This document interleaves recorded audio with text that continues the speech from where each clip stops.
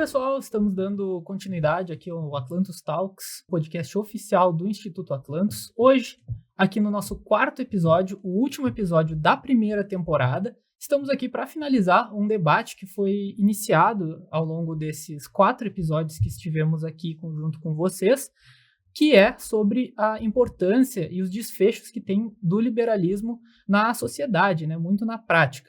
Então, fazendo um rápido relembre de todo o que aconteceu ao longo dessa temporada, né? Nós tivemos no nosso primeiro episódio, nós trouxemos o Gigas, um dos principais fundadores do Instituto Atlantos, para falar um pouco sobre o liberalismo e o que ele influencia muito na prática do indivíduo, né? Tivemos o segundo episódio para falar sobre a tragédia aqui no Rio Grande do Sul e o impacto da iniciativa privada e da iniciativa pública perante a tragédia, com a participação do vice-prefeito de Porto Alegre, Ricardo Gomes. Também tivemos a participação de 2 professores que vieram aqui falar sobre o indivíduo e o liberalismo dentro do âmbito das universidades. E hoje, para finalizar, nós vamos falar sobre a temática do liberalismo moderno no cotidiano do indivíduo, mas focado em como que o indivíduo ele pode ser o protagonista da própria história. E para isso, hoje, eu quero apresentar a mesa aqui. Junto comigo, na intermediação, temos Lucas Pierre, coordenador do Instituto Atlantos. Eu me chamo Eduardo Rocha, líder de comunicação e atual responsável pelo projeto do podcast. E o nosso convidado de honra de hoje, Roberto Rachevski.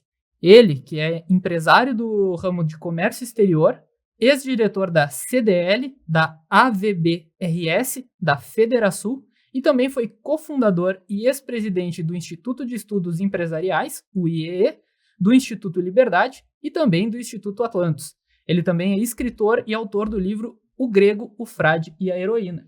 Inclusive, a todos vocês, eu peço que fiquem até o final, que durante esse vídeo nós vamos ter uma surpresa muito especial para vocês que estão nos acompanhando. Dito isso, Roberto, queria te agradecer mais uma vez aí pela tua disponibilidade, pelo teu tempo de estar aqui com a gente. É uma honra poder estar falando aqui contigo, te trazendo aqui hoje. E eu queria começar fazendo uma pergunta que a gente meio que começou. Antes de tu fazer as perguntas, eu queria agradecer o convite. Com certeza. Estar na presença aqui de vocês, tu, Eduardo, e tu, Lucas. É uma satisfação enorme falar com o público aí de vocês, do Atlantis Talks, aquela gente amada, né, que defende a liberdade, que gosta das coisas boas da vida, gosta de estudar. É muito bom estar aqui contigo e contigo também, Lucas. Sempre um prazer, Roberto, sempre um prazer. Perfeito. Então, para dar início aqui ao nosso podcast, eu queria fazer uma pergunta, né? Que acho que a gente meio que fez em quase todos os episódios, que eu queria ver como é que foi entender. Como é que foi na tua trajetória o teu primeiro contato com o liberalismo? Como é que tu chegou à conclusão que esse era um caminho certo? Como é que tu teve esse desfecho, assim? Como é que tu veio parar nesse mundo? Bom, eu costumo dizer o seguinte, que eu me tornei um liberal muito pequeno, com cerca de 3 anos de idade, porque os meus pais me ensinaram, naquela época, que não se deveria tirar o que é dos outros sem consentimento e também não bater nos amiguinhos a não ser em legítima defesa. Esses são os princípios básicos do liberalismo, né? Com certeza. O respeito aos direitos dos outros e também impor que os seus próprios direitos sejam respeitados, né? Então, eu sempre fui criado como um liberal. Meus pais eram comerciantes, eles trabalharam a vida toda para criar os valores necessários para eles poderem se sustentar e alcançar aquilo que era necessário para eles terem uma vida feliz, assim como o da família toda. E o que eu descobri, na realidade, ao longo do tempo, não foi o liberalismo. Esse liberalismo eu vivia, né? Tendo sido formado dessa maneira, foi o socialismo. Como? Quando eu estudava no Colégio Israelita, com 13 anos de idade, isso foi em 1968, Se eu não me engano, foi no dia 26 ou 27 de agosto de 68. Ah, memória é boa, hein? Não é Muito memória boa. boa, é que eu conheço a Muito história boa. um pouco. Eu faço a referência com a história. Ah, perfeito. Né? Numa aula de história, né, uma professora que era muito querida, a professora Giselda, ela entrou de manhã na sala de aula chorando de uma maneira assim copiosa. E nós, os alunos, ficamos, sei lá, assustados, Professora Giselda, que houve? impressionados, o que terá havido, né? Sim. E aí ela nos disse o seguinte: não, o que aconteceu é o seguinte, é que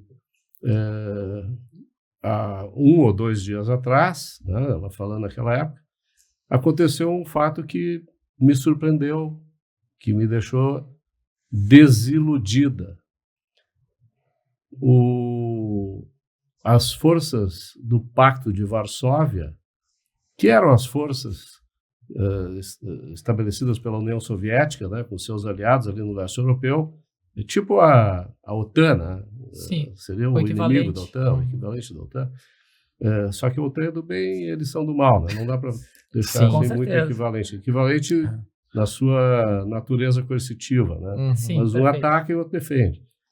Então, ela disse: as forças do Pacto de Varsóvia invadiram a Tchecoslováquia e reprimiram o que mais tarde ficou conhecido como a Primavera de Praga, né? Que foi a tentativa de sociais-democratas lá em Praga, na Tchecoslováquia, de romperem com os laços que tinham com a ditadura tirânica, arbitrária, desumana, que dominava aquela região a partir de Moscou. Então, quando ela falou naquilo, né, e falou em socialismo, e falou em desilusão, eu que sempre fui muito curioso, sempre estudei muito, bom, eu vou dar uma olhada no que é isso, né? E aí fui aprender um pouco sobre ideologias. Então vi que tinha o socialismo, vi que tinha o capitalismo, vi que tinha o fascismo, vi que tinha o nazismo, o comunismo e tal. E foi assim que eu comecei a pensar a respeito disso, né? E olha, quem observa a história, quem lê a história, sabe o que aconteceu, né? E quem estuda a história sob um prisma filosófico sabe como deveria ter sido ou por que aquilo aconteceu daquela maneira. Então, esse apreço que eu tenho pela história e pela filosofia surgiu exatamente ali graças ao choro da minha professora de história, que expôs uma realidade que nos instigou, vamos dizer assim, a pensar em abstrato sobre essas questões políticas no mundo, né? Sim. Depois eu fui estudando mais isso na universidade.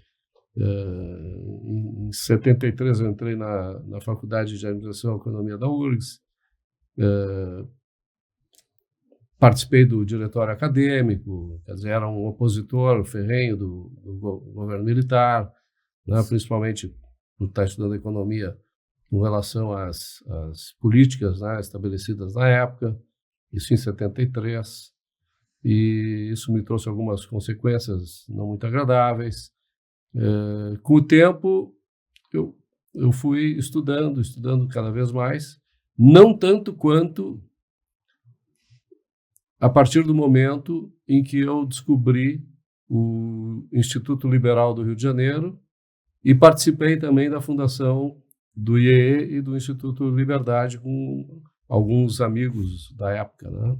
Onde aí sim a gente se aprofundou bastante nos estudos ideológicos, ou filosóficos, ou políticos, ou econômicos e tal, e o que me deu toda a formação para eu poder defender as minhas ideias, digamos assim, de uma forma coerente, íntegra, precisa, né?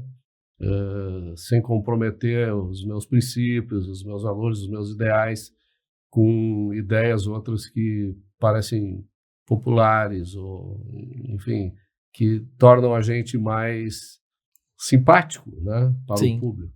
Perfeito. Tu comentaste que tu participou do diretório acadêmico em 73 ali, e tu já tinha essa concepção liberal.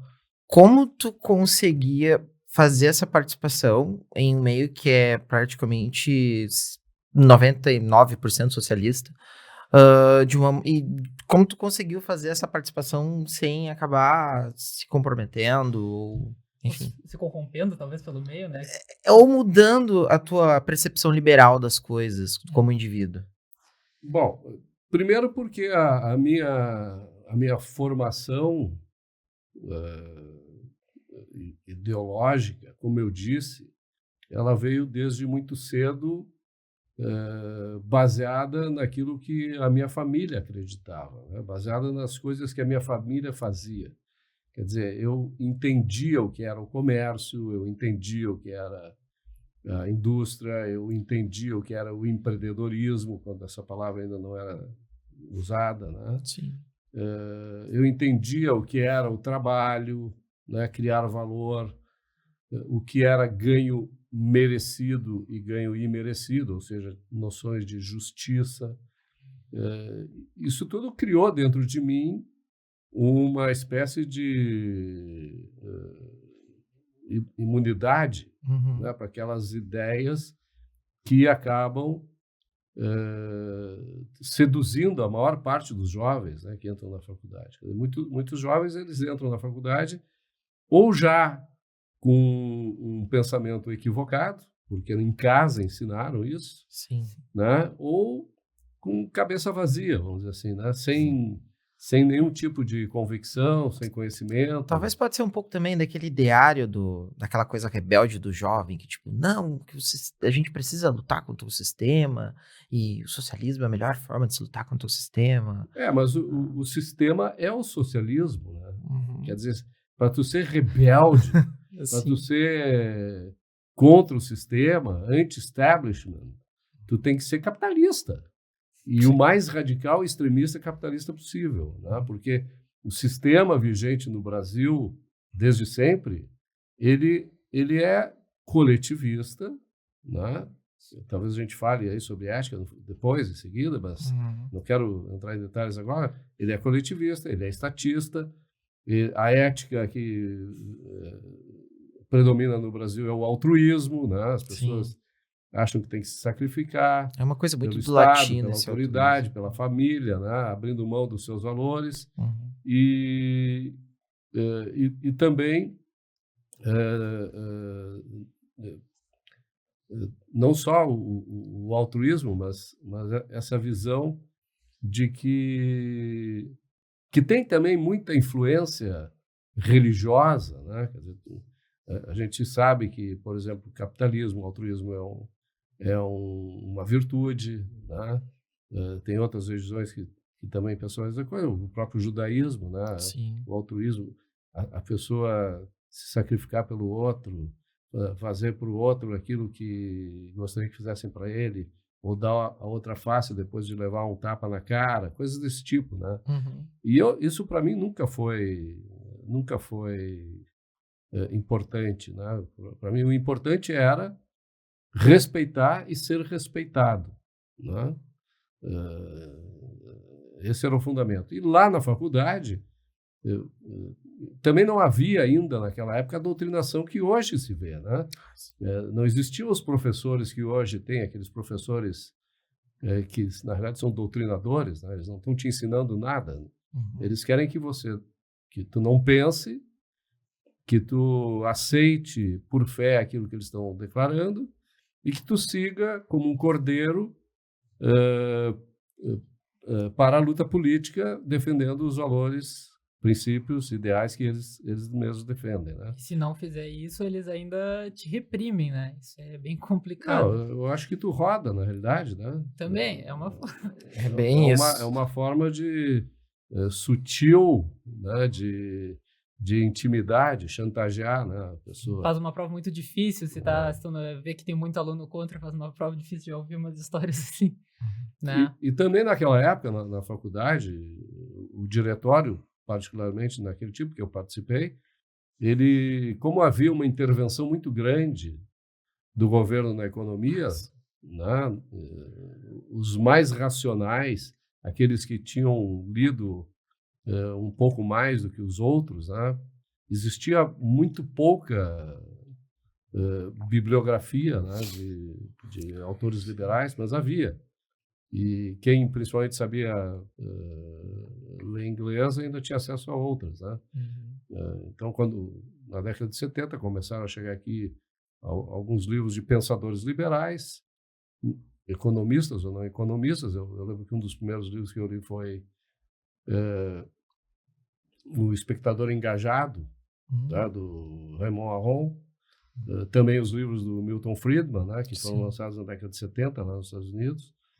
E, enfim, tu não precisa ler os livros, na realidade, para saber a diferença entre o bem e o mal, entre o que é usar a coerção e usar a liberdade, né? Esses livros, eles apenas teorizam aquilo que a gente sabe que existe na realidade, né? Na prática. Eu queria fazer até uma pergunta sobre uma coisa que tu trouxe, né? Sobre os jovens serem seduzidos facilmente pelas ideias de esquerda. Para ti, assim, na tua opinião, qual que é um dos principais fatores, obviamente são vários, mas um dos principais fatores que faz com que justamente esses jovens sejam seduzidos por esse tipo de ideia? Em primeiro lugar, eu acho que a ingenuidade, né? A pouca experiência, a dificuldade de enxergar e entender a realidade como ela é. Quer dizer, pode perceber, mas pode não entender como as coisas funcionam, né? Então, não relacionam a realidade com os conceitos e os conceitos com abstrações, tá? Então, vou te dar um exemplo. Todo mundo sabe que é muito melhor para os cubanos viverem na Flórida do que viverem em Cuba. Cuba é um desastre, né? E a Flórida é um dos lugares mais prósperos do mundo. Os cubanos que vivem na Flórida, apesar da saudade que têm da sua terra natal, vivem muito melhor, 1000 vezes melhor, do que os cubanos que vivem em Havana, por exemplo, né? Eu posso falar isso porque eu vi a realidade, né? Eu estive em Cuba, estive na Flórida, e ninguém precisa me contar, eu não preciso acreditar nessas histórias que os professores contam nas escolas, que não, existe lá justiça social, que a vida lá é boa, ninguém é pobre, todo mundo tem saúde, educação. Isso é uma falácia, isso é uma mentira, né? E as pessoas jovens, por fé, acreditam na autoridade que está pregando, né, essas mentiras, né? Então, religião começa de pequenininho, né? A gente aprende religião de pequenininho, a gente aprende ideologia de pequenininho. Eu acredito, só para dar um acréscimo ao que o Roberto está comentando, que muitos jovens também acabam se inserindo no meio socialista dentro da universidade para serem aceitos aos demais colegas. Porque senão, aquele cara capitalista... É o sentimento de pertencimento, né? Isso, exatamente. Isso, por sinal, eu queria aqui aproveitar, vocês que são da Atlantis, dizer o seguinte, que vocês, nós, né, eu estava lá no início, né, nós criamos essa possibilidade, né, de você pertencer a um grupo que não é socialista. Exatamente. Né? Você vai tomar cerveja sem imposto, vai escutar palestras onde a verdade é dita, né?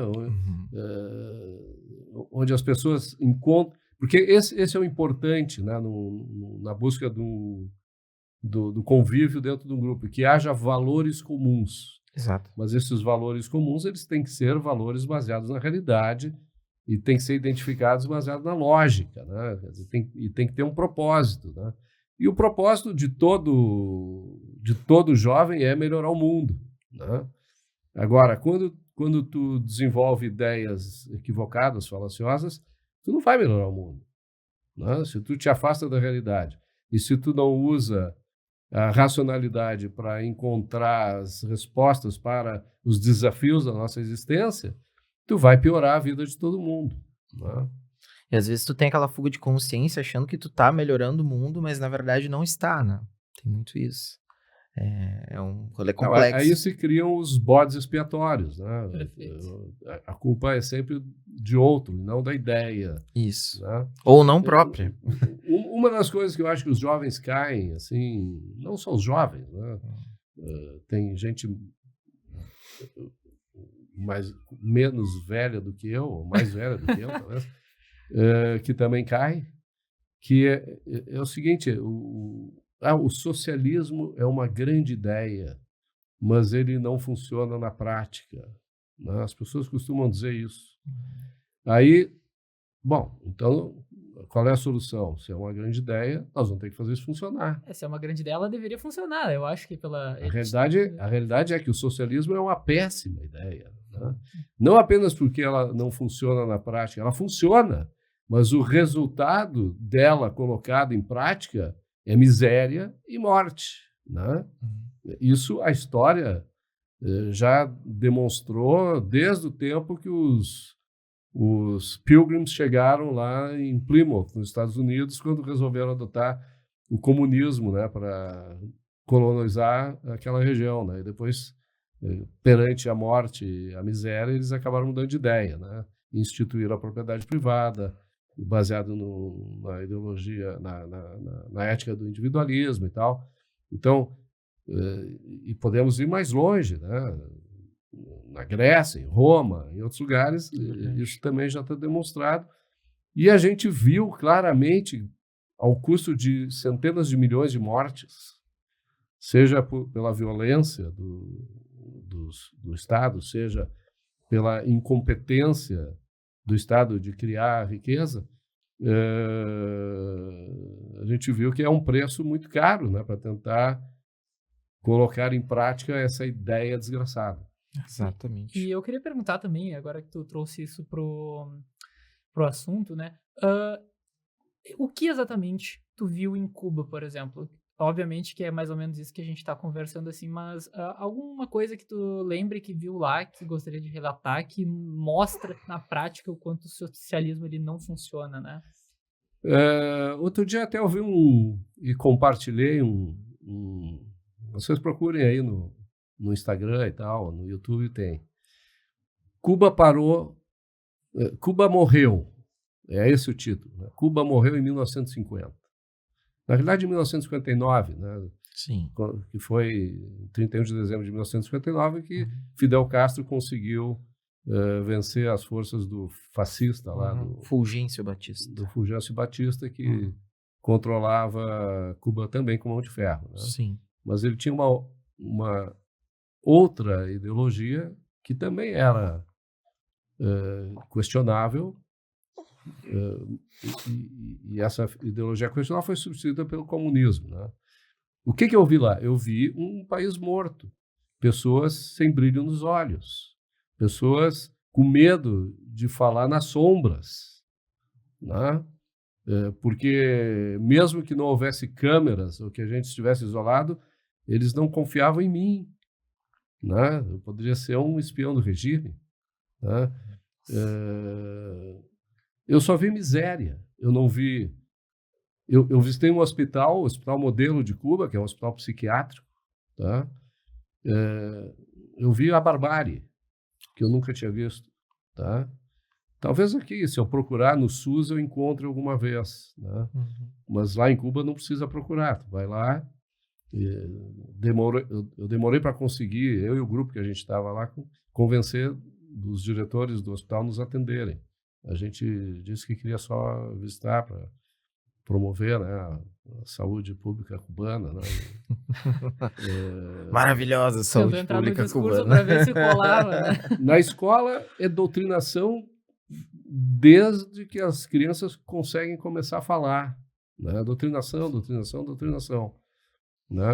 Exaltando Fidel, exaltando o Raul Castro, exaltando Che Guevara. o Che Guevara e misturando o papel desses fascínoras com um herói legítimo lá de Cuba, que era o Martí, né, que lutou na Guerra Espanhola, ou na verdade, na Guerra de Independência de Cuba com a Espanha e tal. Então, eles colaram, né, o Martí junto com esses outros 3 fascínoras, e as crianças ficam recitando o que eles diziam e tal. Lá. Então, é uma tristeza, né? As pessoas magras definhando na rua e alguns privilegiados. Né? Existe lá 2 moedas, existem 2 mercados. Né? Um mercado absolutamente controlado pelo governo, todo mundo é escravo, o governo oferece tudo para essas pessoas, o salário é ridículo. Né?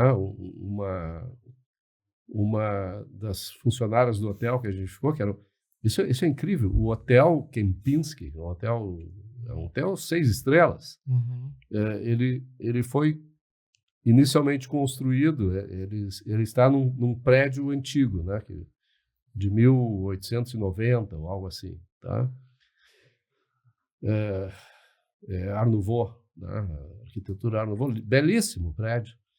E os hotéis Kempinski, que são suíços, né, contrataram uma empreiteira francesa para renovar o prédio.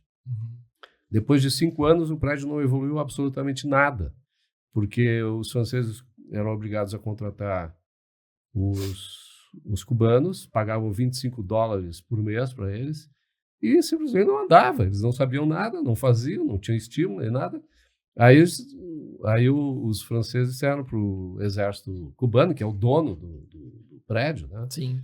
Do empreendimento, não vai dar, nós não vamos comprar. Tá bom, então, o que precisa? Não, nós somos de mão de obra competente e tal. Tá bom, então, quanto vocês vão pagar? Nós vamos pagar aqui $1.200 por mês, que é o valor de mercado mundial.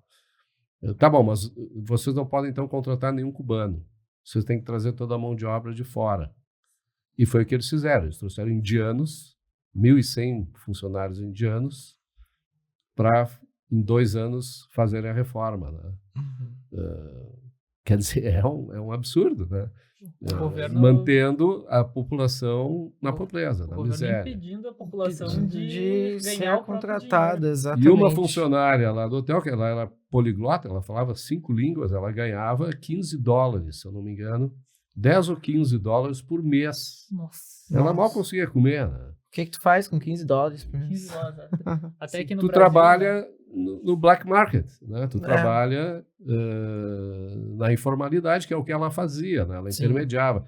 Ela tinha contatos para vender charuto, que ela ganhava uma comissão e tal. No fim, tu tem que ter a tua profissão principal e mais 201 profissões para tu poder sobreviver. Se tu pegares um daqueles carros conversíveis da década de 50, né, que te levam para todos os lugares lá para passear, todos os motoristas tu vai ver que são médicos, né, que ganham $25 por mês como médicos, mas ganham $800 por mês fazendo trabalho no mercado negro aí de transporte de turistas, né? É uma desgraça. Eu voltei de lá doente, tá? Porque no hotel que eu estava lá em Varadeiro, teve uma infestação de pulgas. Nossa. Eu tenho alergia. E mentalmente foi o que eu mais sofri. Eu levei pelo menos 2 semanas para assimilar a dor que eu vi no povo cubano. Né? Sim. E também os devaneios ou a evasão dos turistas, né, que achavam aquilo maravilhoso, quando tu via ali claramente, né, eu fui com olhos críticos, né, não fui lá para tomar banho de sol ou ver a desgraça alheia para me sentir bem, né? Exatamente. Tu quer que eu fale da Flórida? Não precisa, né? Todo mundo sabe como é que é a Flórida, não precisa. Acho que não é, acho que é desnecessário. Ainda mais tu falar agora da Flórida, tu vai fazer Cuba parecer ainda pior. Acho que já tá bom o suficiente, não humilha. Exatamente, Porto Alegre já tá melhor. Porto Alegre Havana do Sul. Havana do Sul. Nossa, o nome, olha, tu anda lá tem uma região ali na beira do mar, né, que é o como é que chama? Não me lembro agora, eu sempre esqueço. Que é igual à Avenida Mauá de Porto Alegre. prédios velhos destruídos. Lá é mais destruído que aqui, né? Porque Sim. aqui parou na década de 70, lá parou na década de 50, Nossa. início da década de 60. É uma tristeza. E tu não falaste com algum cubano que tem alguma perspectiva de sonho de liberdade, de mudança dessa situação em algum momento? Ainda que o cara faça isso de uma maneira ali meio... Claro que eu conversei. Em primeiro lugar, nós somos guiados por um cubano que mora em Porto Alegre, né, que fugiu de Cuba. Ele fugiu, não, ele conseguiu um visto de trabalho no Brasil.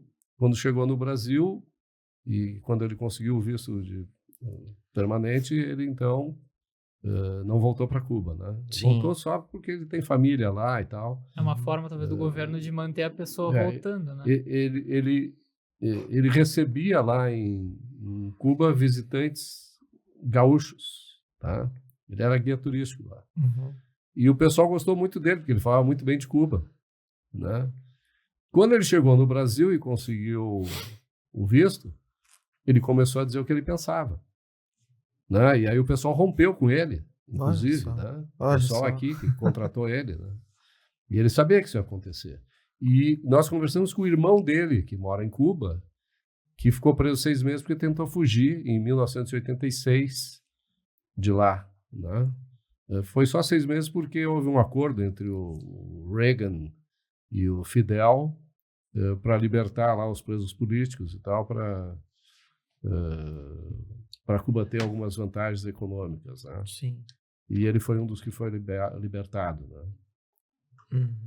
Nossa, que história. É impressionante. E eu queria emendar uma pergunta, né, sobre isso, como a gente está conversando sobre esses sistemas, assim, de organização, falando um pouco mais de questão de definição mesmo, né? Como que tu definiria, de uma forma, obviamente, breve, né, porque cada um daria mais de um episódio por inteiro, como que tu definiria, por exemplo, o capitalismo, o fascismo e o comunismo, ou o socialismo, como tu tinha trazido aqui?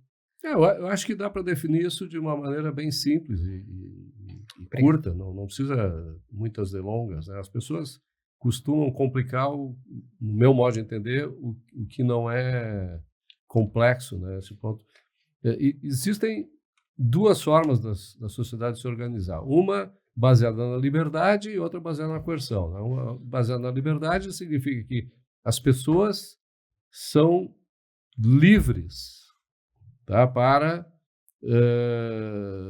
agirem de acordo com o seu julgamento da realidade, para criarem ou manterem os valores que farão delas pessoas felizes, né? É isso que a gente quer, né?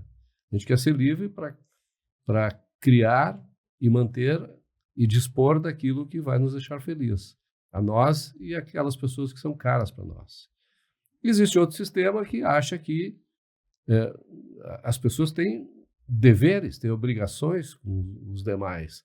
Se elas não derem aquilo que elas criam de forma voluntária, então é preciso que alguém, uma autoridade, munida do poder coercitivo, quer dizer, com capacidade de usar a força, intervenha e tire aquilo que foi criado por essas pessoas, né, e distribua para outros o fruto do trabalho daqueles, tá? Ora, o primeiro caso é o capitalismo, né? O capitalismo, o que é?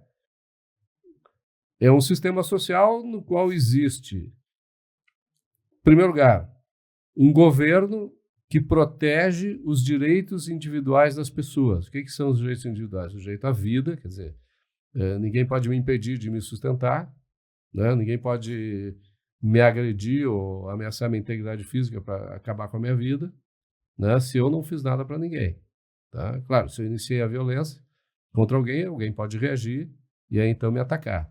Mas se não é o caso, né? Eu tenho direito à vida. O direito à liberdade, que é o que eu falei antes.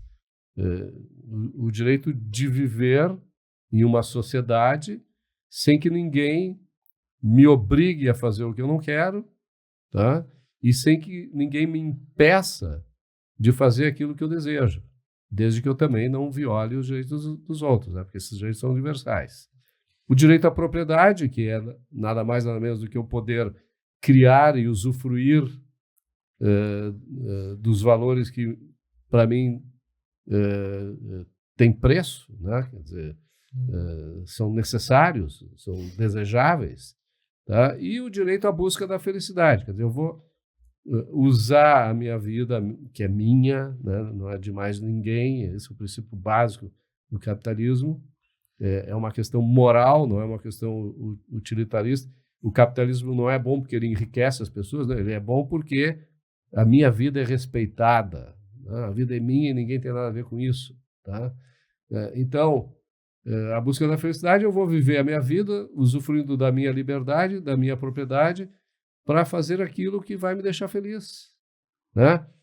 Isso não significa que eu tenho direito sobre o que os outros criaram para buscar a minha felicidade. Eu não tenho esse direito. Sim. Tá? Se o direito é universal, eu tenho que respeitar esse direito que todos têm, né? Perfeito. E existe o socialismo, que se divide em comunismo e fascismo. Tá? No fascismo ainda dá para botar um tempero aí mais trágico, que é o nazismo, né? Nós vamos falar do comunismo. O comunismo, não existe a propriedade privada. Tá? Os meios de produção, eles são integralmente do Estado. O Estado é dono de tudo, inclusive dos seres humanos que vivem naquele território, né? Eles, em outras palavras, são escravos do Estado, né? Tu vai trabalhar onde o governo determinar, tu vai fazer o que o governo determinar, tu vai ganhar o que o governo determinar, tu vai consumir o que o governo determinar. Por quê? Porque a vida não é tua, a vida é do Estado, né? Não há liberdade, só existe coerção. E a gente sabe que no contexto social, onde há coerção, não há liberdade. Isso. Né? O que é liberdade? Liberdade é a ausência de coerção. Quando é que a coerção ela é válida? Quando alguém te tomou a tua liberdade, então tu reage coercitivamente para restabelecer ou a liberdade ou a justiça. Né? Que é o que Churchill fez, por exemplo. Depende em que situação. Segunda Guerra. Na Segunda Guerra Mundial, Churchill e os Estados Unidos, né? Isso, exato. Não foi só o Churchill, mas Aham. teve vários países que combateram os fascistas, né? Isso. Inclusive, um país comunista combateu o fascismo, não porque é contrário à ideia, né? Mas sim, hoje a gente vê aqui o PT, por exemplo, é fascista, não é comunista, né? Eles combateram os nazistas porque os nazistas agrediram inicialmente, né? Até então eles tinham um acordo de paz. Mais do que um acordo de paz, um acordo de não agressão e de divisão de território alheio, né? De paz aí não tem nada, né? O acordo Molotov-Ribbentrop, né? Em 1938. Então, isso é o comunismo. O fascismo, ele se caracteriza por ser uma sociedade de economia mista, tá? O governo ele concede a propriedade para os particulares, para os indivíduos, mas não de forma plena.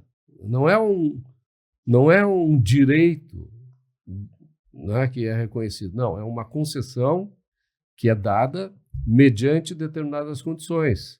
E aí o Estado, o governo, ele estabelece regulações, controles e ainda tributa, né, aqueles que querem criar ou manter valor dentro do mercado, dentro da sociedade, né? Então, digamos assim, a ideia do fascismo, ela, no meu modo de entender, assim, os comunistas se deram conta que para eles enriquecerem, né, eles precisariam criar valor, né? E o comunismo, o Estado não cria valor nenhum, nada. São senhores lidando com escravos, né? Uhum. E no fascismo, ora, tu permite que os indivíduos na sociedade criem valor até um determinado ponto, né? E o governo, então, através do planejamento social, através do estado de bem-estar social, através do sistema tributário, através de leis completamente subjetivas, absurdas, arbitrárias, através de tribunais também subjetivos, arbitrários, em muitos casos, como no Brasil, que não seguem as próprias leis estabelecidas, né, pelo sistema, eles certo controlam. indivíduo aí, né? Um certo indivíduo que tem aqui no Brasil. Não é um, não. São vários. São vários, e não são só 11. É muita gente. Né? O judiciário é muito maior do que o Supremo Tribunal Federal. Até dentro do próprio legislativo, se tu pegar com os certeza. coronéis. É um sistema que vive da expoliação. Isso. Né? Historicamente E não falando. é só no governo, não é só naqueles que fazem parte do Estado. Né? Há na sociedade grupos corporativistas parasitários que vivem ganhando imerecidamente através das relações promíscuas, espúrias que têm com o governo. Sindicatos, movimentos estudantis, por exemplo. E associações de classe empresariais. Não Perfeito. podemos esquecer. Aham, Tá? perfeito. Então, eu não estou aqui para defender empresário, estou aqui para defender o livre mercado. Tem empresário que não gosta de livre mercado, que não gosta de concorrência. Ou melhor, gosta de concorrência onde ele compra, né? Onde as pessoas se matam para vender para ele. Mas odeia a concorrência e gosta de monopólio onde ele vende, onde o governo não deixa ninguém competir. Né? Então, para mim, eu acho que essas definições são as mais óbvias. Não precisa ficar dourando a pílula ou enfeitando muito isso. É preto no branco. Tá? São essas as características. É aquela que é livre mercado, é nada de mercado e economia mista, né? Onde o governo controla e regula e taxa coercitivamente os indivíduos que produzem. Eu tenho uma pergunta curiosa agora. O quê? Uma pergunta? Uma pergunta curiosa. Uma curiosidade. Não. Pergunta sempre é curiosa. Eu achei que eu entendi, eu tenho uma pergunta furiosa. Curiosa. Muito bom. Não, aqui não vamos acertar cadeiras nas outras pessoas. Não debate, faremos como certo jornalista. Exatamente. Aqui é o debate baseado na liberdade. Isso aí. Maravilha. No meio acadêmico, muito especial, existe aquela correlação, aquela mania velha de se correlacionar o capitalismo e o fascismo. Até tem um ex-colega na universidade que ele fala que por trás de todo liberal há um fascista, não sei o quê. E como é que a gente desconstrói isso? Como é que a gente mostra que isso não é verdade? Eu acho que de uma forma bem simples. Vamos pegar o caso do Brasil. Tá? O que caracteriza um sistema capitalista? Tá? Em primeiro lugar, respeito absoluto à liberdade individual, respeito absoluto à propriedade privada, respeito absoluto ao Estado de Direito, ao império da lei. Leis essas que são objetivas. O que é uma lei objetiva? É uma lei que busca proteger claramente os direitos individuais, aqueles que nós falamos, né? O direito à vida, à liberdade, à propriedade, à busca da felicidade. E isso tudo leva a algo fundamental, que é o livre mercado, né? Que é a ordem espontânea onde as pessoas interagem para criar valor, trocar valor e serem felizes. Isso é capitalismo. No fascismo isso existe? É óbvio que não existe. Né? Se eu acabei de dizer que no fascismo o governo, ele, para proteger os seus próprios interesses, os seus próprios privilégios, e daqueles que vão mantê-lo no poder, sejam eleitores, sejam empresários, né, para financiar suas campanhas, ou através da corrupção para sustentá-los, né, de forma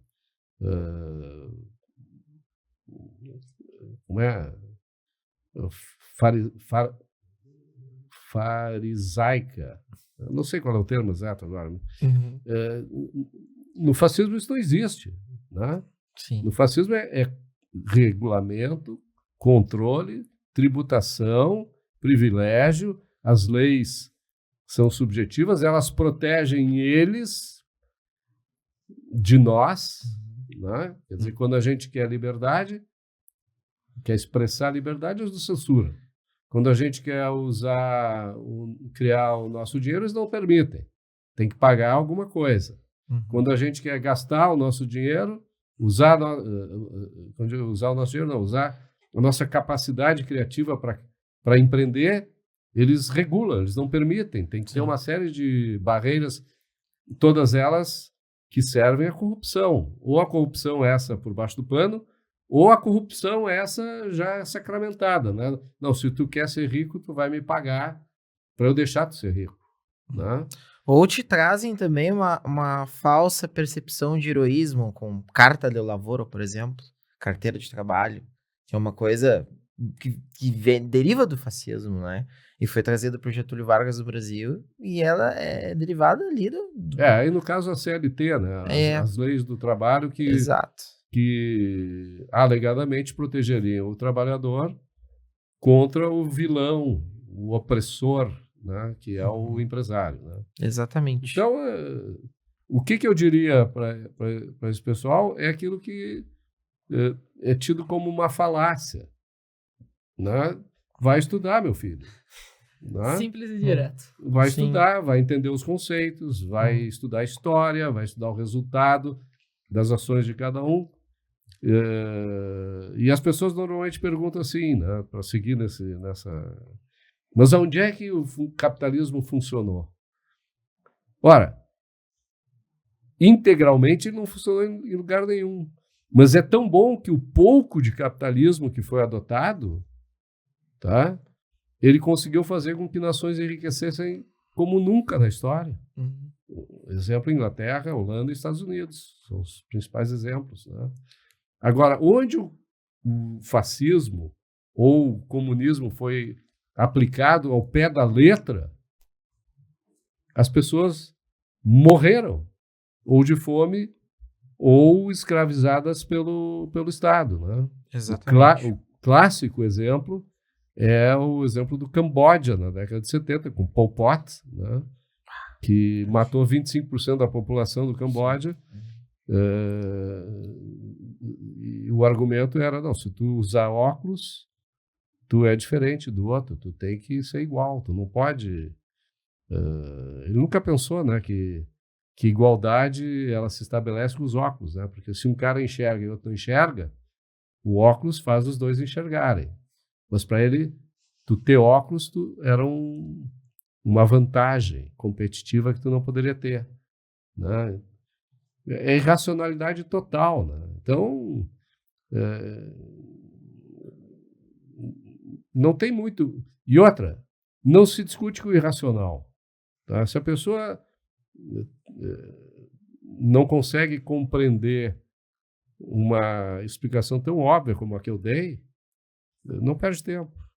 Não perde tempo, só te protege, né? Porque vai voar a cadeira. Vai voar.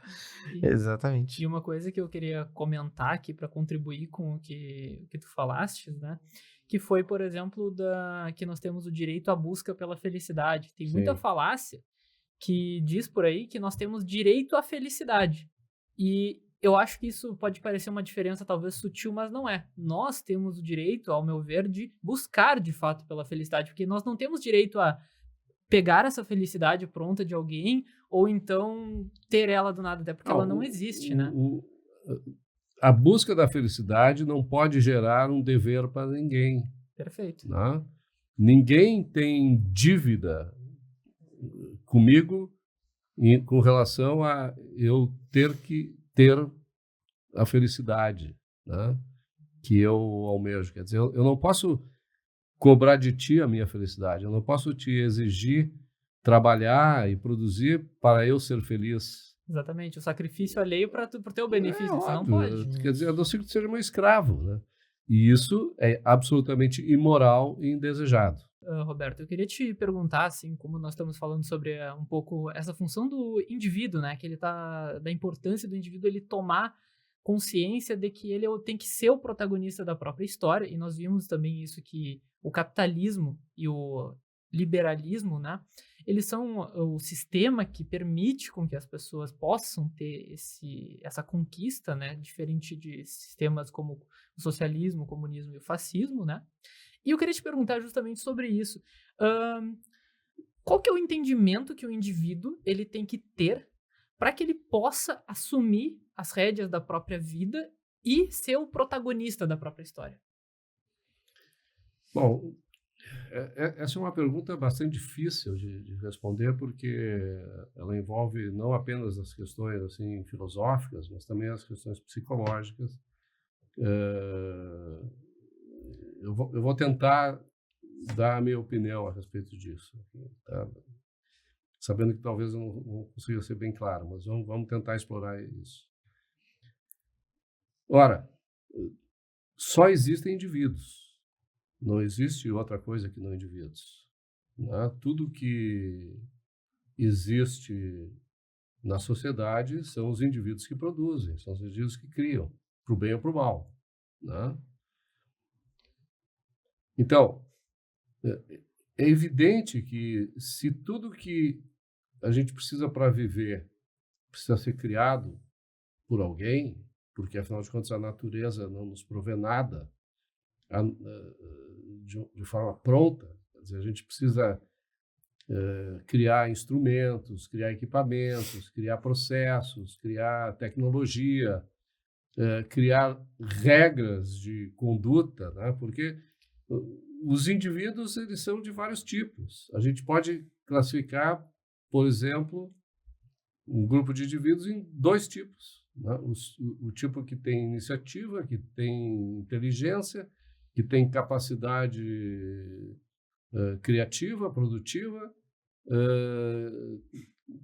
que sabe, que tem propósito estabelecido para a sua vida, sabe o que ele quer, e tem aquele grupo de pessoas que não tem isso, né? Que elas vão acabar vivendo ou da coerção, ou seja, parasitariamente, né? Quer dizer, vão furtar, roubar, estuprar, etc. Ou vão viver da caridade, né? Quer dizer, aqueles que criam alguma coisa resolvem fazer caridade para aqueles que não criam nada, né? Para tentar melhorar o ambiente onde vivem, né? De alguma maneira. Seja por serem bons, ou por outras questões psicológicas, por terem culpa, por terem medo de que daquela situação, né? O cara que enriquece muito, ele pode se sentir, por causa daquelas questões que a gente falou, éticas, né? Que são incutidas ou pela religião ou por ideologias, pode se sentir culpado. Pô, eu sou rico e o outro é pobre, então eu me vejo obrigado a ser o guardião do meu irmão, né? O guardião do meu irmão, entre aspas, né? Então eu vou abrir mão do que é meu para dar para os outros, assim por diante. A partir do momento em que alguém consegue estabelecer em outra pessoa a culpa, por causa disso, ela controla essa pessoa, né? A pessoa, o indivíduo, não é livre das emoções, dos sentimentos, né? Acaba sendo escravo deles. E o indivíduo, para poder superar esses desafios da existência, que são desafios ou estabelecidos pela nossa fisiologia ou pela nossa psicologia, tá? Eles precisam que a gente use aquilo que todos nós temos, que é a razão, né? Nós precisamos entender que a racionalidade é uma necessidade, tá? Porque se a gente não usar a razão, a gente não vai conseguir resolver os problemas que são inerentes à nossa vida, à existência, né? Porque se a gente não usar a razão, não criar as coisas que vão manter a nossa vida, a gente perece. Não existe vida. A gente morre, né? E isso não é uma coisa automática. A gente precisa fazer um esforço. A gente tem o livre-arbítrio, né? Que é o quê? É a capacidade, a possibilidade de escolher pensar ou não pensar. Focar a nossa mente nos problemas que a realidade nos apresenta, assim como também focar na solução desses problemas, né? Então, quem faz isso consegue ter uma vida melhor. Quem não faz vai sofrer, né?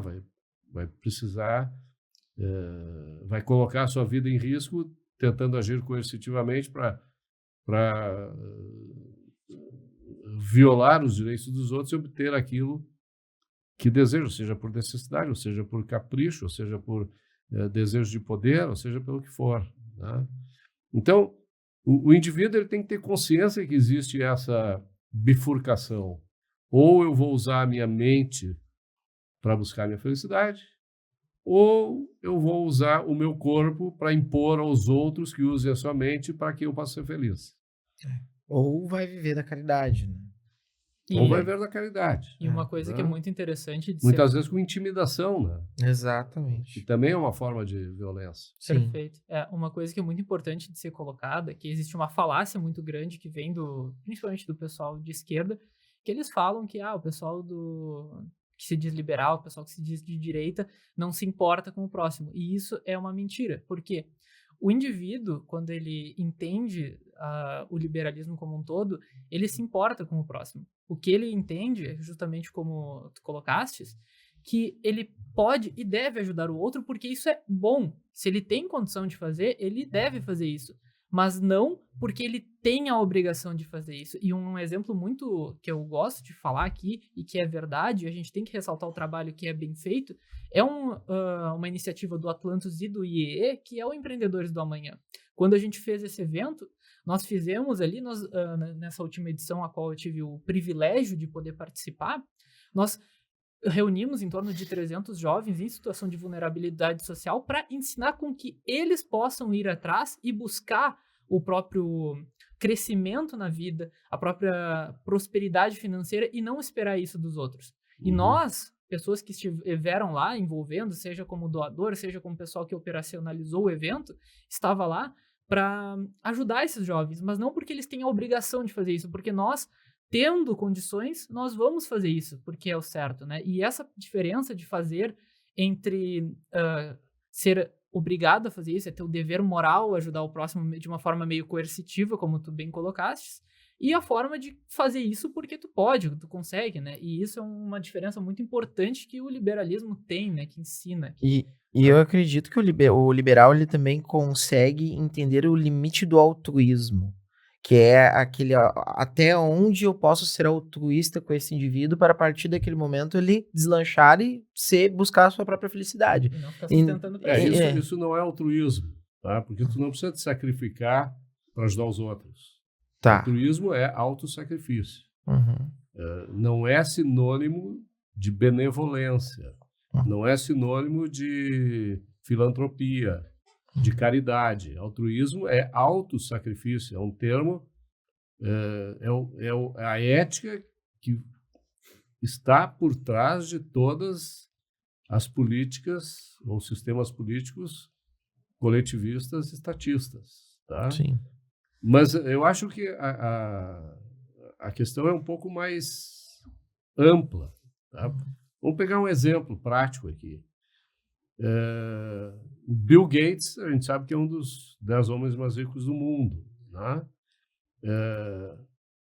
E não é só a esquerda que pensa assim. A direita também pensa assim. Principalmente por causa da religião. O Bill Gates, ele é endeusado não porque ele é o homem mais rico do mundo e ele produziu sistemas de informática que tiraram centenas de milhões de pessoas da miséria. Né? Ele é endeusado quando ele doa a sua fortuna para a saúde, ou, enfim, a vida dos mais pobres, né? Principalmente na África. Né? Então, ele se torna um herói não pelo que ele produziu, mas sim pelo que ele abriu mão. Ele só é respeitado a partir do momento em que ele se tornou um homem caridoso. Né? Tanto é que o Steve Jobs, por exemplo, que teve uma vida diferente, ele é um cara que é detestado. Né? Para mim, o Steve Jobs é muito mais herói do que o Bill Gates, ainda que o Bill Gates seja herói neste aspecto, mas ele entra num processo contraditório. Ok, a gente pode dizer, não, mas ele não está se auto-sacrificando, né?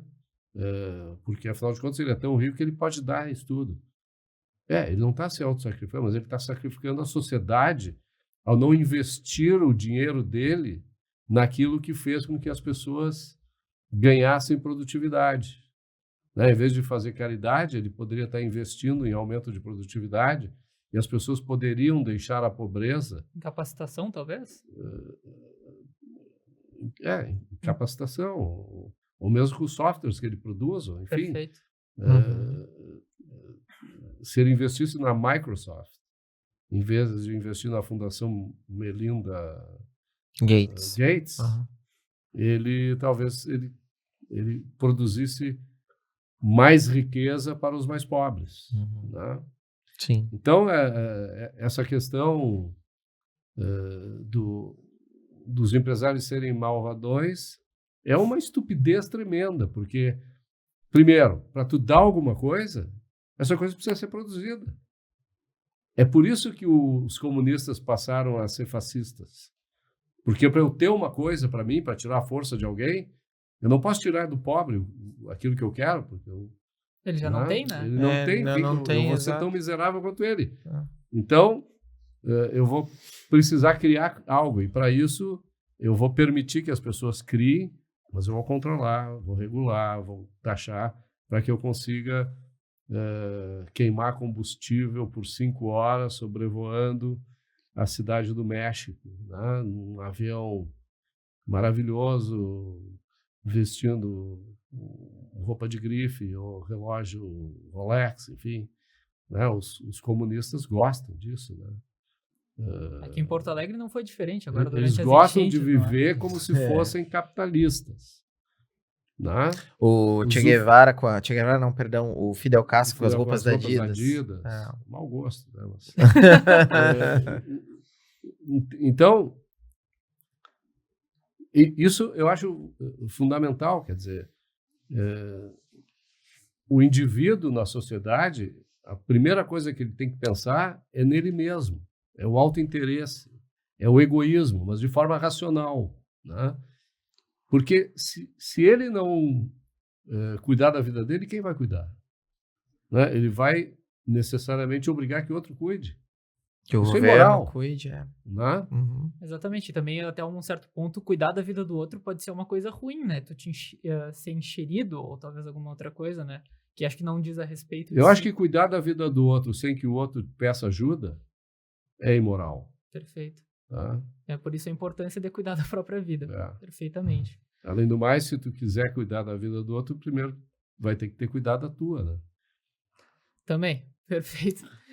E, Roberto, a gente já está se encaminhando um pouco já para o final, ainda temos algum tempo, mas eu queria perguntar um pouco para ti sobre a criação do teu livro, que hoje nós estamos aqui, inclusive para o pessoal, deixa eu mostrar aqui bem para a câmera, tapando aqui, ó. Aí, agora sim. Que é O Grego, o Frade e a Heroína. Eu queria entender um pouco mais nós, pessoal do Atlantis, assim, já teve acesso a esse material, a gente já sabe, no mínimo, o básico, né? Mas para quem ainda não teve conhecimento, assim, o que tem, assim, qual foi a ideia base que fez com que tu escrevesse esse livro? Do que ele aborda, praticamente, assim? Esse livro, ele é mais ou menos é quase uma certa autobiografia intelectualizada, né? Quer dizer, eu conto um pouco da minha história, como vocês perguntaram no início, como é que eu cheguei nessas ideias e tal, eu conto um pouco disso. Eu faço referência um pouco à história da modernidade, né? Que é a história onde o ser humano realmente conseguiu potencializar toda a sua capacidade, ou quase toda a sua capacidade, se não foi toda, em termos de relações sociais, desenvolvimento tecnológico, econômico.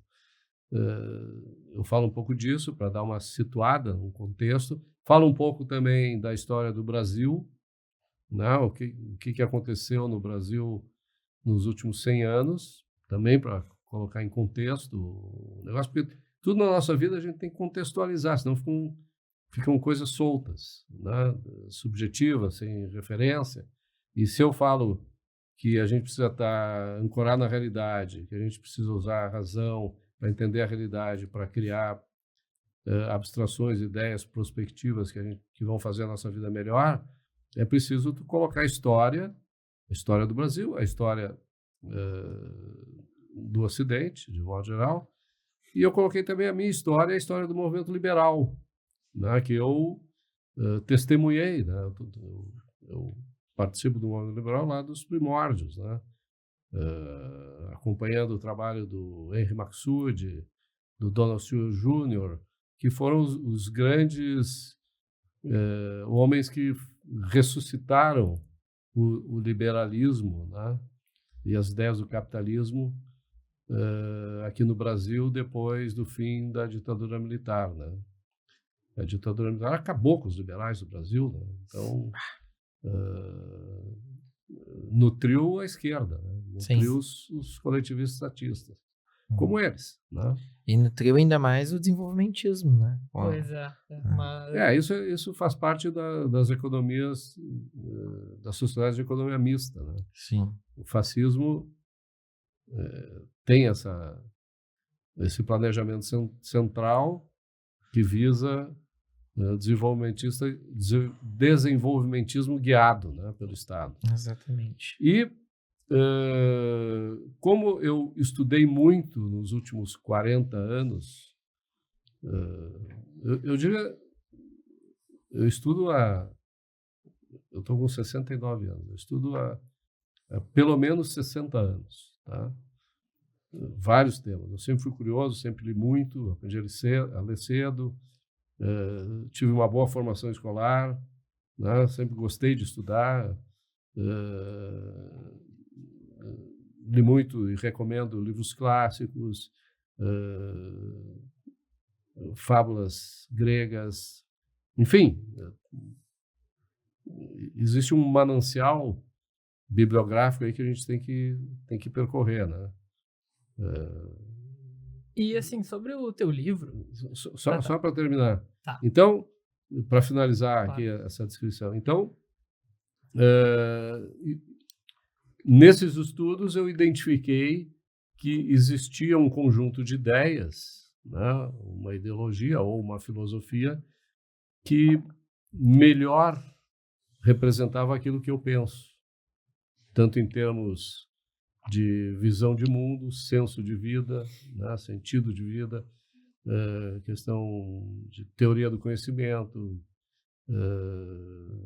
ética, política, estética. E esse conjunto de ideias foi produzido, ou pelo menos foi organizado pela Ayn Rand, né, que é a criadora do objetivismo. Então está lá a minha explicação, a minha visão do objetivismo dela e uma visão de futuro, né? O que eu acho que nós podemos fazer para que o Brasil se transforme numa sociedade civilizada. Perfeito. Na verdade, eu ia te perguntar um pouco justamente sobre isso, né? Que o próprio nome do livro remete ao grego, que seria o Aristóteles, o frade, que seria o São Tomás de Aquino, e a heroína, que é a Ayn Rand. Qual que é a relação entre esses três para ti e que fez com que tu escrevesse? É bem simples. O Aristóteles, tá? Ele, contrariando o seu mestre, Platão, né, que era o homem das formas, o homem do abstrato, do coletivismo, né, do coletivo, né, ele traz para o debate a particularidade, o indivíduo, né? Então ele descobre, vamos dizer assim, o indivíduo como o centro do universo, tá? O Tomás de Aquino, que era um frade católico, né, ele recupera, ele populariza as ideias aristotélicas na sua crítica, né? Porque as ideias de Aristóteles elas estavam esquecidas por quase 1000 anos, né? É por isso que a gente teve, durante a Idade Média, a Idade das Trevas, né? Realidade e razão fora, individualismo fora, né? Sim. a coisa era braba, né?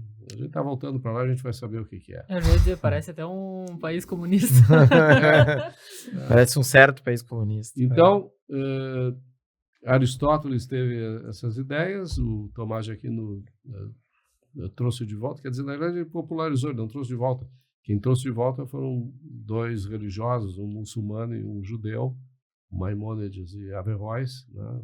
Maimônides o judeu, Averroes o muçulmano, eles vivem em Córdoba, na Espanha, e traduziram, né, Aristóteles lá por volta de 1200 e pouco, e dessas traduções o Tomás de Aquino bebeu para abrir espaço para a razão, né, porque era tudo religião. E o Tomás de Aquino disse, não, tudo aquilo que a razão explicar é terreno da razão. Aquilo que a razão não explicar é terreno da religião. Então, ele traçou uma linha divisória que permitiu que a razão fosse trazida para o debate público, né? Naquela época, acadêmico, enfim. E aí veio a Renascença, aí veio o Iluminismo, e aí veio a Rand, né? Claro, teve no período, e aí está no livro, pessoas como John Locke, como Stuart Mill. Stuart Mill, ok, vamos fazer essa concessão. A velha guerra entre os objetivistas e os utilitaristas. Mas não é uma guerra sem fundamento, né? Quer dizer, todo utilitarista ele vai acabar sendo coletivista, né, em última análise. Então, é até um assunto para um episódio futuramente. Olha aí. Aí tu pega aí o Rawls, o Mill, o Friedman, o Hayek, todos esses caras são utilitaristas. Né? Então, para mim, a única definição que tem, a mais óbvia de todas, por que a gente não pode ser obrigado a fazer aquilo que a gente não quer? Por que tu acha, Eduardo? Bom, agora acabei de virar o entrevistado no programa. Gostei da dinâmica, inclusive. Mas eu acho que a gente... Se tu te sentir constrangido, eu posso responder por ti. Não, eu posso... Para não fugir do... Eu posso responder, mas eu complemento, então. Tá. Que eu acho que a gente não pode ser obrigado a fazer isso, até porque, tendo uma visão mais psicológica, né, de alguém que estuda psicologia, eu acho que, primeiramente, as outras pessoas, elas não sabem o que a gente realmente quer. Às vezes, nem a gente sabe o que nós realmente queremos, né? O que seria felicidade para nós. E também que, como a explicação que tu deu aqui de uma forma perfeita, né? No momento que há coerção, então, as coisas não funcionam. De uma forma muito resumida. Eu acho que seria por isso que a gente não pode. Eu posso resumir mais isso? Vai lá. Porque a vida é minha. A vida é minha, ela é finita, ela é única, ela é intransferível e eu quero viver a melhor vida que eu puder, porque é isso, né? Então, ninguém tem nada a ver com a minha vida e eu não tenho nada a ver com a vida de ninguém. E se eu tiver a ver com a vida de alguém, é por minha escolha e por concessão da outra pessoa, Exato. De quantas pessoas forem. Então, a vida é minha. É a lição número 1 que a gente precisa aprender, né? E os utilitaristas, eles não aprenderam essa lição. Ok? Perfeito. E, assim, como a gente está falando também dessa função do livro, eis uma pergunta polêmica aqui. Aqui dentro do nosso cenário aqui do Brasil, tu acha que o problema é que as pessoas, elas não leem? Olha, eu acho que o problema não é que as pessoas não leem, é que as pessoas não pensam. Porque tem gente que lê muito e não sabe nada. Não sabe nada no sentido de não conseguem tirar as conclusões corretas das suas leituras. Eu conheço gente que leu 100 livros com ideias excelentes, mas elas leem um livro, isso aqui é genial. Aí leem o segundo livro, não, isso aqui não interessa, esse aqui é genial. E assim vai indo. O que acontece? Elas não conseguem integrar todas aquelas ideias que eles aprenderam na leitura para formar uma ideia melhor, para entender realmente qual é a ideia que supera todas as outras, que pode até ser uma ideia que não está, em última análise, em cada um dos livros, mas sim na cabeça do leitor, né? Exato. Então, é por isso que eu escrevi o meu livro, porque eu li muito, mas eu quis colocar num livro o resumo completo, quase completo das minhas ideias, tá? Então, eu acho que o problema não é a leitura, o problema é a falta de pensar, porque às vezes também tu não precisa ler para entender a realidade, basta tu observar a realidade, basta tu ter uma formação ética razoável, seja que tu aprendeu ou em casa, ou na igreja, seja lá onde for, mas tu tem que criticar isso tudo. Ter o senso crítico, né? Tem que ter o senso crítico. Tem que te basear na realidade, te basear na lógica para suprimir as contradições, né? E encontrar a verdade.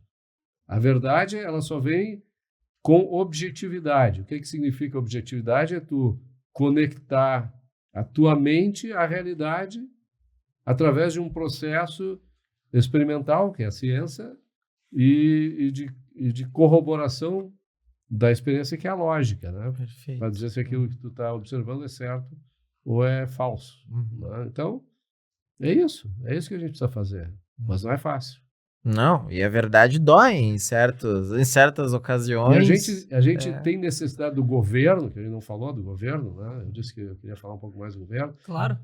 A gente tem necessidade do governo exatamente por isso, porque existem pessoas que não pensam, que precisam agir de forma irracional, ou seja, como se fossem animais irracionais, como se tivessem instintos. Nós não temos instintos, a gente tem impulsos, né? Instinto é algo irrefreável, e o ser humano ele tem a capacidade de refrear todos os impulsos que tem, né? Usando a razão, usando a experiência, usando todas as virtudes que a gente consegue desenvolver no nosso ser, né? Então, o governo ele serve para impedir que haja violência na sociedade. Ele tem que extirpar a violência da sociedade. Agora, quando o governo é cooptado por aqueles que usam de violência para viver, né, o governo se transforma numa máfia, né? E é isso que a gente tem aqui no Brasil, infelizmente. E não é de hoje, né? É de muito tempo. Isso é uma situação bem complicada mesmo, né? E dito isso, desse problema, que seria a falta de pensamento, a falta de senso crítico, que isso é uma coisa que até eu comentei, assim, principalmente em ciclos, às vezes, do Atlantis, né? Que eu penso que muita gente que defende muitas ideias de esquerda, muitas ideias de pensadores, pode botar o Manifesto Comunista, o mais comum aí que todo mundo sabe.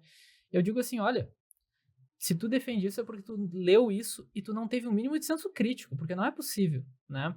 Eu tenho até hoje uma história bem engraçada, que o primeiro livro físico que eu peguei do Manifesto Comunista era de um professor de história meu que não era comunista. Ele não era uma pessoa de esquerda. E quando tu ia lendo o livro, era muito engraçado que tinha umas partes sublinhadas e estava escrito hipócritas. Então era bem divertido de ler aquilo ali, né? Ele foi desconstruindo o livro. Sim. Perfeito. E isso é uma coisa que falta não só na leitura, eu acho, né? Como um todo, né? De tu ter senso crítico. Quando alguém te joga uma ideia, eu acho que tu não tem que concordar ou discordar, tu tem que pensar nela primeiro. E depois chegar numa conclusão. Eu acho que o senso crítico, ele é uma consequência, tá?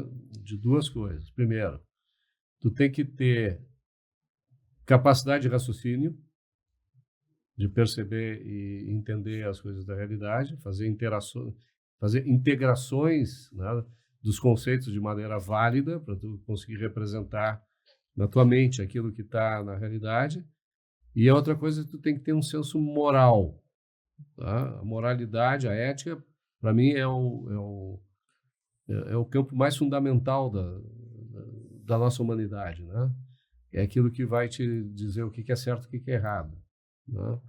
Então, Ora, se tu faz um pensamento lógico da seguinte maneira, primeiro uma constatação, eu sou ser humano, o que me difere dos outros animais é que eu sou racional, eu tenho a capacidade de pensar, né? Eu percebo, eu tenho linguagem, eu conecto a realidade com a minha mente, buscando objetividade através dos conceitos, Sim. eu integro esses conceitos para formular abstrações, ideias, né?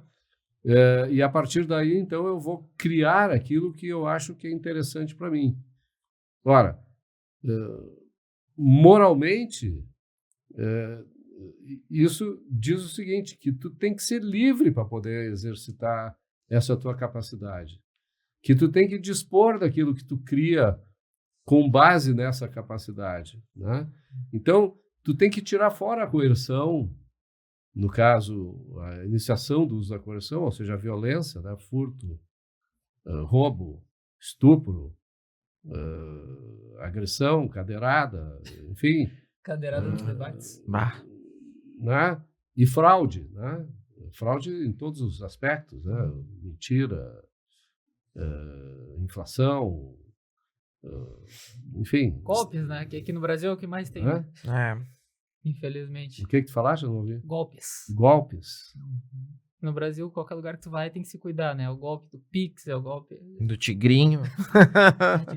É verdade, as pessoas ainda acham que tigrinho é investimento, né? Exatamente. Então é isso. Quer dizer, todos nós temos capacidade de perceber a realidade, de integrar os conceitos que trazem a realidade para nossa mente, de criar abstrações, ideias, ou de criticar as abstrações e ideias criadas pelos outros, né? Formulando as nossas próprias ou contradizendo a dos outros, né?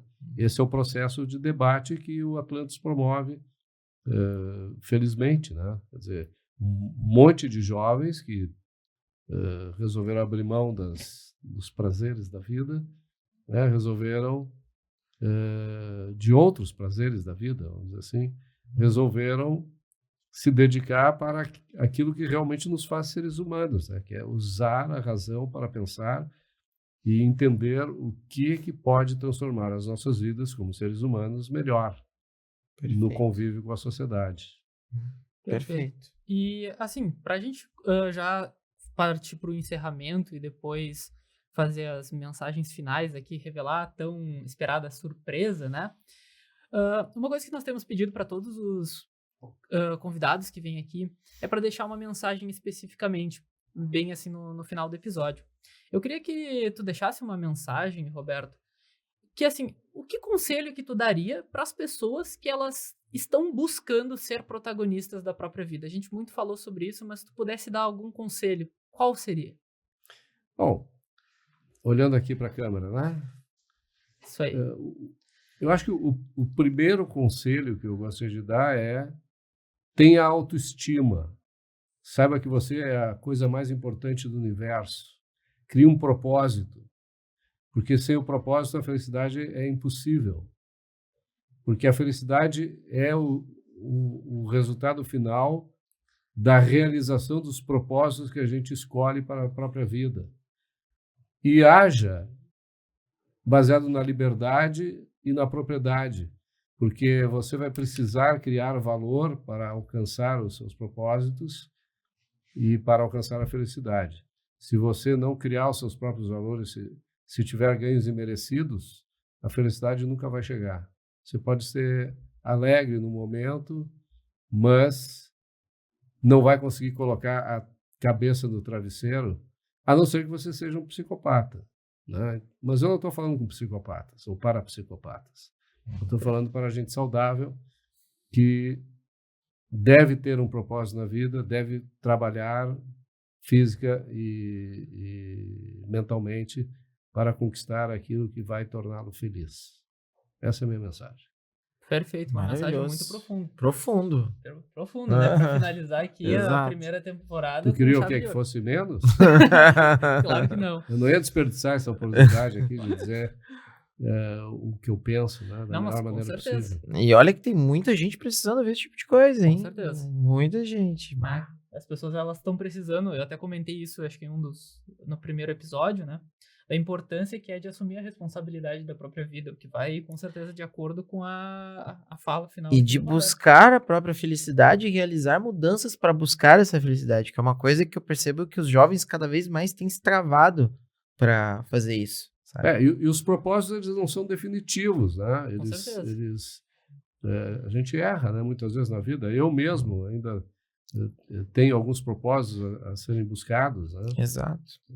Todos nós. Espero que eu consiga antes de Tem sair do mercado.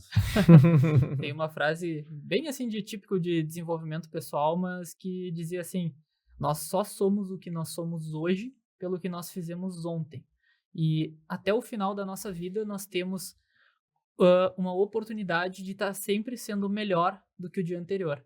É uma frase bem simples assim, mas que eu tenho usado nos últimos, sei lá quantos anos da minha vida, que tem me motivado muito para continuar justamente aprendendo, porque às vezes a gente erra, às vezes a gente acerta, mas ao meu ver, a gente tá sempre melhorando. Quando a gente não consegue ser melhor, aí é que eu acho que tá alguma coisa de errado. Eu acho o seguinte, que é bom a gente falar nisso, até temos um tempinho? Tem, um pouquinho ali, para finalizar. De que maneira a gente alcança os propósitos, né? A gente não falou isso, é uma questão ética, moral, né? Que diz respeito. Se eu digo que a gente tem que usar o nosso raciocínio lógico, o nosso esforço mental e físico para criar os valores necessários para a gente alcançar as realizações, os propósitos que a gente se estabelece, que a gente estabelece para si, e a felicidade em última instância, a gente precisa desenvolver virtudes, né? Quer dizer, a gente precisa ser honesto, a gente precisa ser produtivo para poder ser independente, a gente precisa ser justo, né? Dando a cada um aquilo que merece e recebendo por mérito aquilo que nos dão, né? Sim. A gente precisa ter orgulho, mas orgulho não no sentido de ser arrogante, ter soberba. Não, é orgulho de cada dia olhar para trás e ver o que a gente fez, como tu disseste, e saber que a gente melhorou moralmente, né? Perfeito. Eu tenho orgulho de ter melhorado a cada dia moralmente, mostrando que realmente eu mereço aquilo que eu conquistei ao longo da minha vida e que me trouxe felicidade. Perfeito. Bom, Perfeito. Roberto, para encerrar aqui o episódio, né? Queria mais uma vez agradecer aí a tua disponibilidade, ao papo maravilhoso aqui, que eu imagino que com certeza para todo mundo que está vendo foi um papo enriquecedor.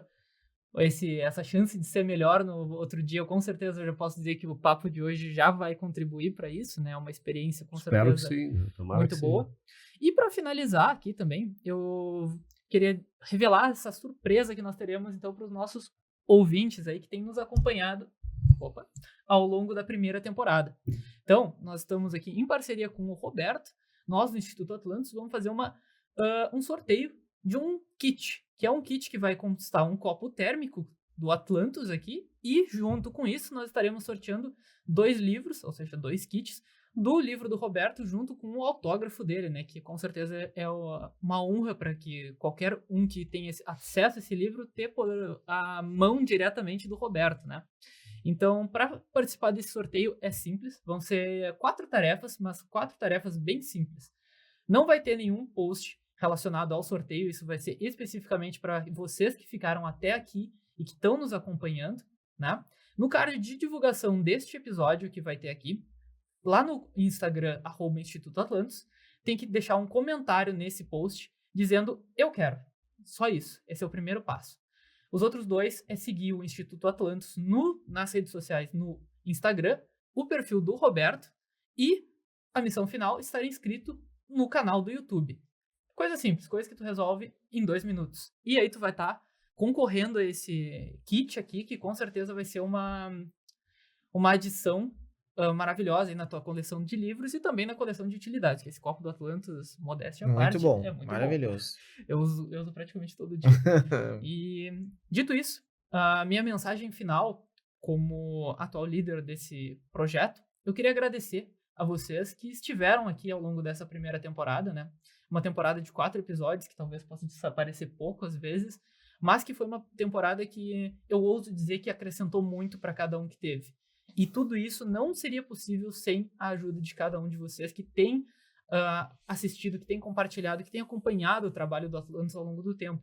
Então, em nome do Instituto e no meu próprio nome, eu gostaria de deixar um muito obrigado. Então, é isso, e com muita satisfação que eu declaro agora encerrada a nossa primeira temporada do Atlantis Talks. Valeu, pessoal!